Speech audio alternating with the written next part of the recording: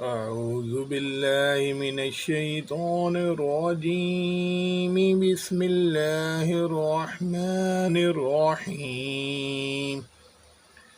سورة الرحمن. الرحمن علم القرآن. خلق الإنسان علمه البيان. الشمس والقمر بحسبان. والنجم والشجر يسجدان. والسماء رفعها ووضع الميزان ألا تطغوا في الميزان وأقيموا الوزن بالقسط ولا تخسروا الميزان والأرض وضعها للأنام فيها فاكهة والنخل ذات الأكمام والحب ذو العصف والريحان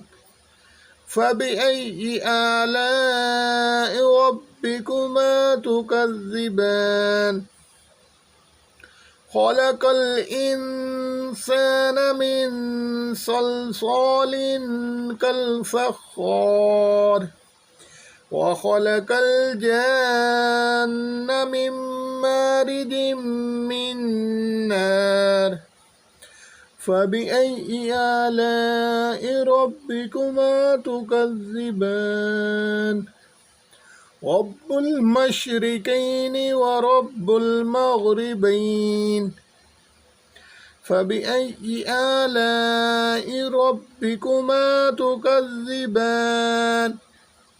مرج البحرين يلتقيان بينهما برزخ لا يبغيان فبأي آلاء ربكما تكذبان يخرج منهما اللؤلؤ والمرجان فبأي آلاء ربكما تكذبان وله الجوار المنشآت في البحر كالأعلام فبأي آلاء ربكما تكذبان كل من عليها فان ويبقى وجه ربك ذو الجلال والإكرام فبأي آلاء ربكما تكذبان يسأله من في السماوات والأرض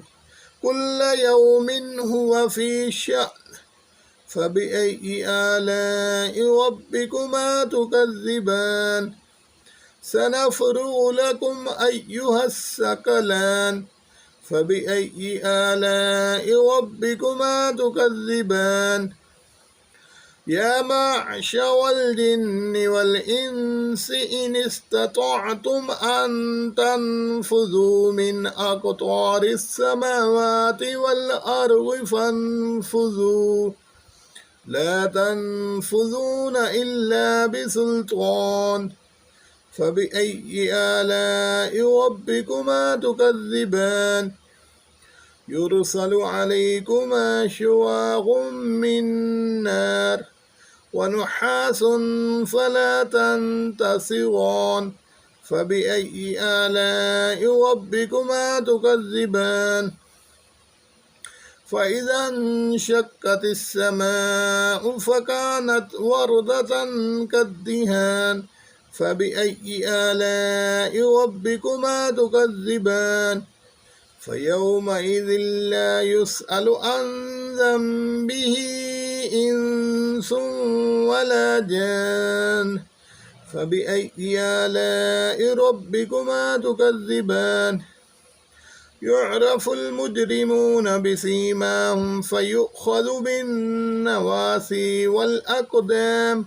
فبأي آلاء ربكما تكذبان هذه جهنم التي يكذب بها المجرمون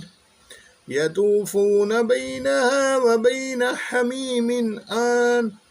فبأي آلاء ربكما تكذبان ولمن خاف مقام ربه جنتان فبأي آلاء ربكما تكذبان ذواتا أفنان فبأي آلاء ربكما تكذبان فيهما عينان تجريان فبأي آلاء ربكما تكذبان فيهما من كل فاكهة زوجان فبأي آلاء ربكما تكذبان متكئين على فرش بطائنها من استبرق وجنى الجنتين دان فبأي آلاء ربكما تكذبان فيهن قاصرات الطرف لم يطمثهن إنس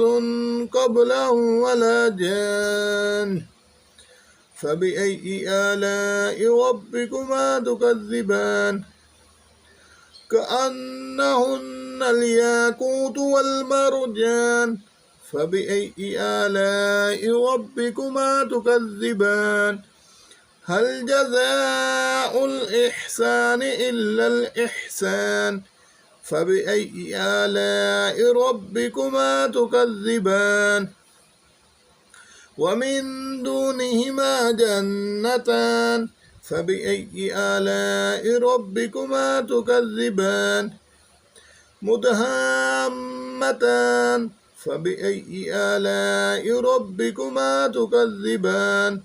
فيهما عينان نضاختان